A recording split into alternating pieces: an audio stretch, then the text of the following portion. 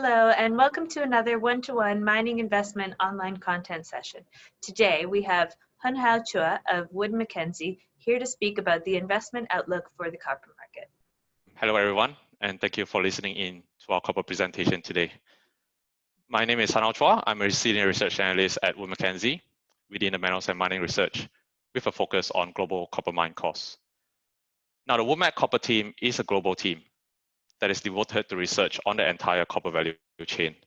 So our coverage spans from analysis of mine projects to mine production, including both SX-EW and copper concentrate, the flow of copper concentrate, and analysis of smelters and refineries. And on the market or demand side, we have the analysis of first use of refined copper and end-use copper consumption, as well as scrap supply and its dynamics. It is from this comprehensive analysis of the copper value chain and combined with the wider WoodMac, oil and gas, power and renewables, and energy transition teams that we are able to form a holistic view of the copper market. So let's get started. What are the headlines for copper? Well, since the spread of the coronavirus, the world economies have closed down industries and economic activity on purpose. Market disruptions have created great uncertainties, and our in-house view has pointed to a recession in 2020. So unlike previous downturns in copper market, which was triggered by slowing demand or supply glut, both the copper demand and supply are being impacted in the short term.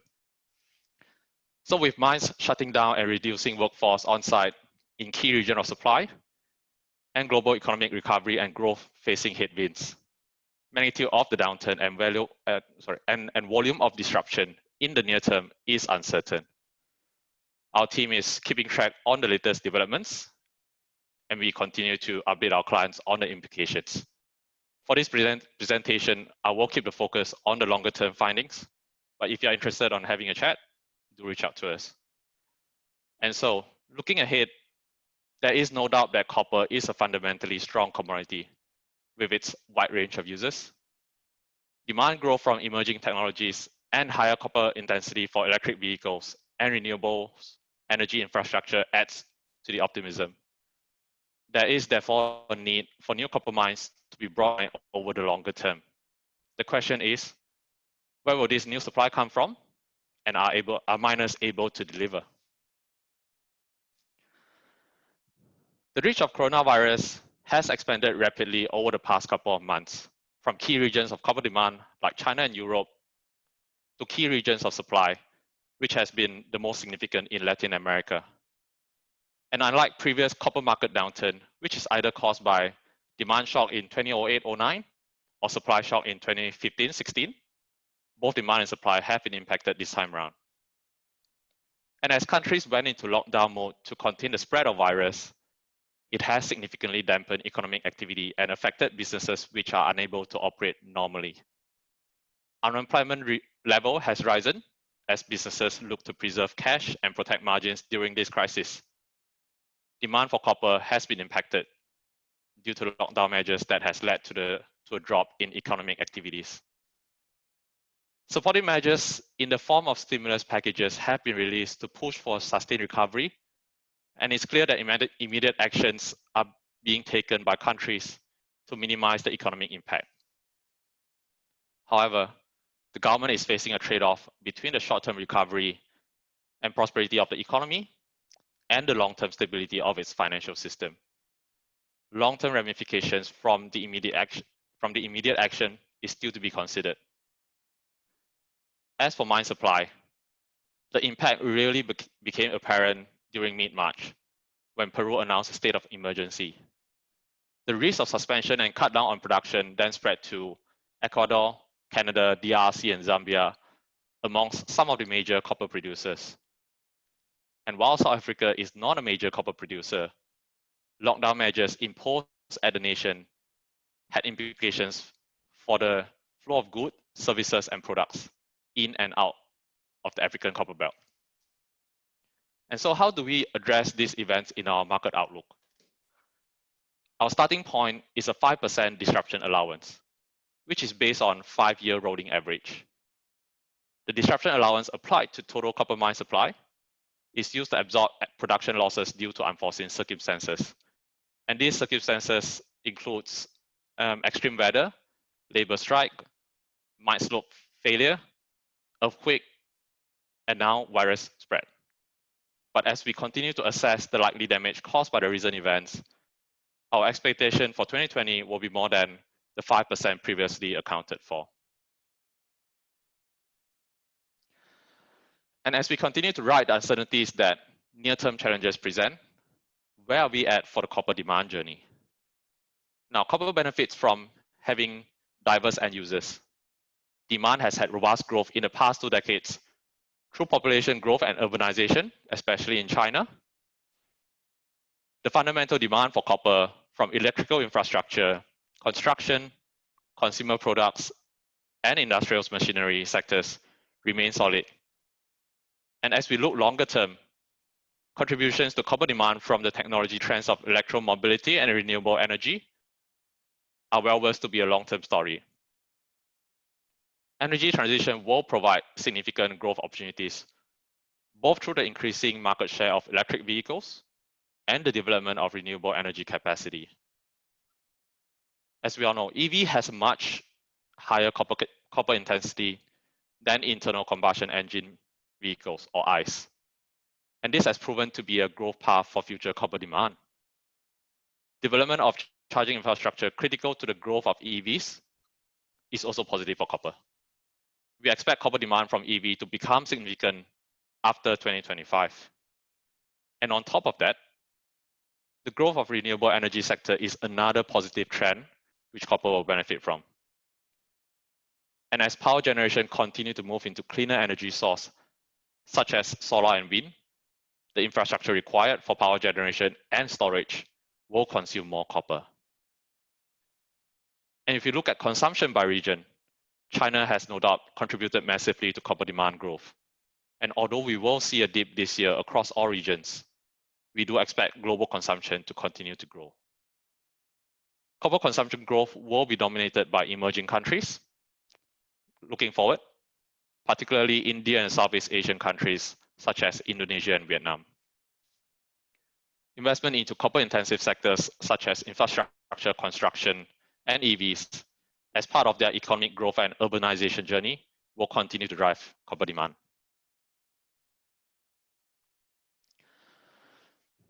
And as we turn our focus to mine supply, copper price has taken a beating and reached a bottom of around $4,400 per ton or $2 per pound towards the end of March this year. The copper price has since recovered from the bottom, but still down more than 10% from the start of the year. So will lower prices actually put mining companies under pressure? We can see that in a downturn. On an average annual basis, prices find support at the 90th percentile level of C1 plus sustaining capex.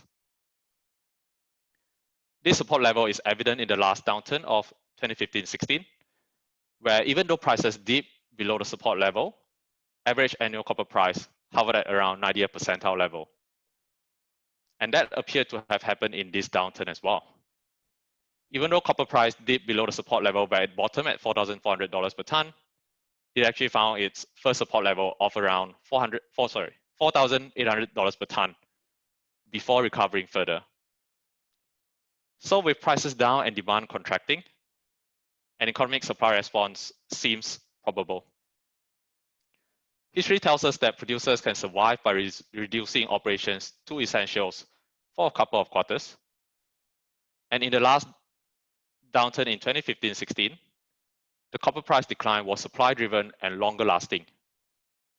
Prices traded below the 90th percentile for 18 months, with around 1.8 million tons of production underwater in 2015. However, we have seen only a total of around 850,000 tons per annum of production, or over 4% of global supply being removed from the market at the time. And it's obvious that producers have managed to stay resilient despite being in cash negative position. And so will we get the same volume taken out of the market again this time? Well, perhaps not. So what is different this time? It is worth noting that the direct disruption caused by virus containment has meant a much quicker reaction than is typical in a downturn. miners in nations with lockdown measures have had their hands tied and having to cut production involuntarily. So while demand is expected to contract, base case supply has dropped as well. And how about copper mine costs? How would it have changed in a downturn? In WoodMac, we analyze mine costs on a mine-by-mine basis and build a cost curve that is used to represent the copper mine industry costs. So by using data from the cost analysis, we are able to single out the impact of each cost component for further analysis. And in this waterfall chart, I'm using data from 2012 to 2016 to showcase the change in C1 plus sustaining cash costs in the last copper price downturn in 2015-16. The C1 plus sustaining costs dropped by 37 cents per pound or $800 per ton from 2012 to 2016. And this is actually not unexpected. When copper price declines, miners tend to go through cost-cutting efforts to help lower operating costs and preserve margins. These cost-cutting efforts can be in many different forms, and these include cutting back workforce, postponing sustaining capex spend, suspension of improvement projects, or just any other expense which is considered to be not necessary to maintain production. These cost-cutting measures are evident in the waterfall chart, where we can see a drop in sustaining capex towards the right-hand side of the chart. There was also a drop in labor, consumables, and services costs, which can be attributed, I guess, to an increase in operation productivity. However, these efforts to lower C1 cash costs really only produce minimal results as compared to factors that are actually not within the miner's control. Currency depreciation was a strong driver of cost deflation for countries dependent upon commodities industry. As local currency depreciated, operation costs in USD terms would have dropped, driving the cost down. Currency proved to be a major factor pushing costs down in both downturns in 08-09 and 15-16. And we are seeing the same trend again in the current downturn. Currency for major copper producing countries has further depreciated in 2020 as compared to 2018. This includes Chile, Australia, DRC, and Indonesia, whereas Peruvian sol has depreciated slightly as well. Local currency weakness has again lowered the cost base of miners with assets located in countries with weakened currency. And as we look at the cost curve chart on the right, we have plotted both the 2019 and 2020 cost curve.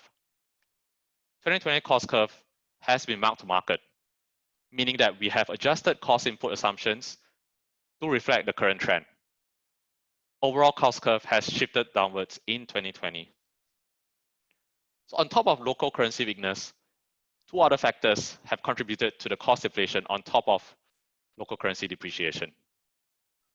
Oil price has crashed since early March, driven by weak demand and oil supply glut, and the result was a 50% decrease in Brent oil price to less than $30 per barrel. On average, fuel represents around 7% of overall mine site costs. Open pit mines will enjoy bigger savings due to larger usage of fuel by the haul trucks, as well as bigger movements of material volume from the pit. And a prolonged period of lower oil price will also have a more extensive deflationary influence for other raw material costs, which are used in both mining and processing operations. And in major economic crises, there will be increased investments into safe havens such as gold.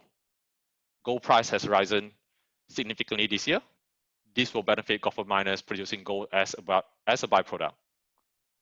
Extra revenue derived from gold will increase byproduct credits used by polymetallic miners to offset production costs. And so with a combination of local currency weakness, low oil price, and high gold price, these cost factors not within the producer's control has helped to shift the cost curve downwards. The 90th percentile of copper production was reduced by as much as 25 cents per pound in 2020.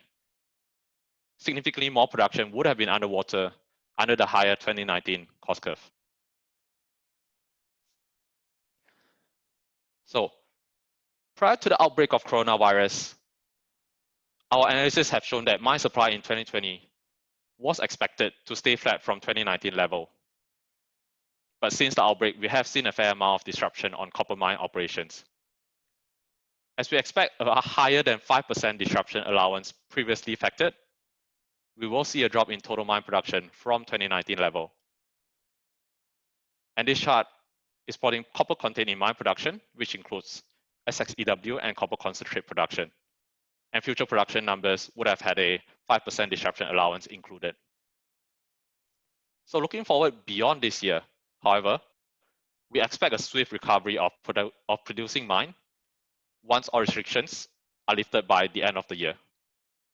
On top of that, we expect strong growth of mine production in the next few years, and for base case production to peak in 2023, 2024.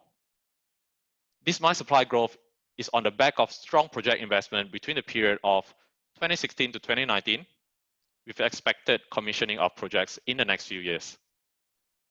One downside risk to the mine supply in the next 3 years could, however, be realized as we speak. A few major projects earmarked to contribute to mine supply growth have been suspended. This includes Quebrada Blanca 2, QB2, and Spence project in Chile, Quellaveco in Peru, and Oyu Tolgoi OT expansion in Mongolia. These 4 projects account for more than 800,000 tons of mine supply growth by year 2023, which is around 1/3 of the expected growth.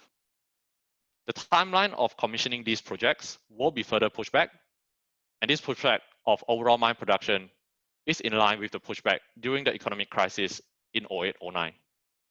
During the 2008-09 downturn, we have tracked that up to 2.2 million tons per annum of production was missed in the subsequent years following the downturn. And if we look back to the mine supply chart, base case mine supply fall rather steeply from 2024 onwards. And this steep fall in supply is driven by great decline and reserve depletion. In terms of reserve depletion, Chilean SXEW operations in particular are expected to see a significant decrease over the coming years. And grade decline is actually a function of general downtrend in project grades, and also a consequence of tendency for new mining operations to process well above reserve grade in the early years in order to maximize cash flow and shorten payback period. So how do we replenish the drop in mine supply? Do we have the right environment to spur the next wave of project investment? And are there sufficient quality projects to choose from the project pool? We'll look into that in the next few slides. And with this, it is useful to look at the last wave of mine project investment. Looking back to 2016, the relatively weak copper price corresponds to a year when very few new projects were approved. And sum of new supply committed was a modest 185,000 tons. Subsequent strengthening in the price prompted renewed confidence among miners, many of whom had actually focused on driving down operating costs during down cycles. Number of project approvals picked up significantly in 2017. Started with a few modestly sized brownfield projects before BHP announced approval of its 2.5 billion Spence project in Chile. It was a development on a different scale to those approved previously that year. And in 2018, the pace of project approvals really gained momentum. The first quarter saw a number of smaller projects move forward, and in mid-year, 2 significant Peruvian greenfield projects were approved. Anglo American and Minso proceeded with construction of Quellaveco and Mina Justa, respectively. And then in December, Teck announced construction decision on QB2, which is a large brownfield development to exploit sulfide deposit underlying its oxide mine in Chile. However, in 2019, the project investment died down quite drastically. In large part, it was down to general sense of negative sentiment with a lower copper price. And this impacted confidence of both the miners and investors needed to provide financing for new projects. And the most significant project approved in 2019 was actually Ivanhoe's Kamoa-Kakula project in DRC, which accounts for majority of the 460,000 tons of new supply approved during that year. So are there sufficient quality projects in the pipeline to choose from? The copper project supply pipeline is made up by what WoodMac define as probable and possible projects. Now, probable projects are backed by full feasibility study and are a higher priority for the developing company, but still require financing, permitting, or both. With the steady advancement of new projects into our base case in the past few years, there are now relatively few probable projects in the pipeline. We are seeing or tracking 37 projects with combined annualized production of 1.7 million tons per annum. And this is against probable pipeline back in 2008 of 60 projects with 4.8 million tons per annum production capability and a larger average project size as well. And so you can see that the near-term probable project pipeline is thin by historical standards. And this is not sufficient to fill the supply gap expected in the longer term. And so we need to look into possible projects list, which are early stage projects that are the subject of a scoping study, preliminary economic assessment, PEA, or preliminary feasibility study, PFS. Basically, the possible projects are not in advanced stage. Possible projects are abundant, but they are also globally diverse. They are segregated into both brownfield and greenfield projects, and most geographical locations that host significant number of copper mines or projects pose challenges for miners. Water supply and use has long been a critical issue for miners, especially for deposits which are located in regions which experience severe drought. And this issue is particularly complex to overcome in Chile, given that most copper deposits are located in the Atacama region in the north of the country. Any new mines or expansion of significant size will almost certainly require a supply of desalinated water, which will contribute to both higher capital and operating costs. Social unrest and labor strike are issues which has impacted both producing mines and projects and delayed approval process of project permit to operate. The challenges of events in Chile in late 2019 was well publicized. It remains to be seen whether these events is a one-off or will be a longer-term issue. Peruvian projects also face community opposition over a number of issues, including water resource allocation, noise and dust pollution. Such community disagreements remain as an issue for operating mines like Las Bambas, where we can track that blockades have impacted production on more than several occasions. The geographical remoteness of some projects in large or landlocked countries, such as Canada, Russia, and the DRC, presents challenges due to the distance to the nearest port for further transportation and the lack of infrastructure. And in some cases, a need to accommodate extreme weather conditions as well. Other country risks, such as resource nationalism, is also climbing up the risk ranking. Never before has the ESG components of mining projects been more important. And proper management of the consultation process with the local government and communities of which the project will operate in will be critical to the approval and also smooth operation once commissioned. Projects will get more expensive and riskier to develop as high quality projects in low risk jurisdictions deplete. Miners will need higher return to compensate for extra risk being taken on. So despite new projects coming online, which will see base case mine supply peaking in 2023-24, copper demand is expected to grow longer term. There is sufficient production from probable and possible projects pipeline to help fill longer term copper supply gap, despite the risks and challenges that comes with each of the project. Mine project development has characteristic of long lead time. It takes 8 years or more to develop a mine from feasibility study phase, and 4 years or more to build a mine once approved. So that makes now being the time to sink into investment for the copper projects. However, we are moving into a period of major uncertainties in the near term, with a lower copper price that will squeeze producers' margin. And as we have seen from the analysis of the last wave of project investment, majority of project development was approved during period of high copper price and when confidence was high on the outlook of copper. Very little investments happen when market is down or investment during off cycle. Developing projects now is not going to be an attractive option. And as a result, we will continue to see this big divergence in the uncertain prospects for the near-term market versus the copper price needed to incentivize further investment for the long-term demand. And I guess that is the message I will wrap up the presentation with. And if there are any area of interest of which you would like further discussion, here's my contact details. Please feel free to contact us. And I hope you have gotten some useful takeaways from the presentation as well. And thank you for listening.